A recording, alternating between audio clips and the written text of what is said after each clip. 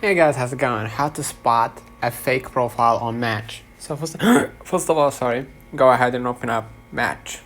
Alright? Then profile pictures that seem overly polished or stock images can consider a fake photo.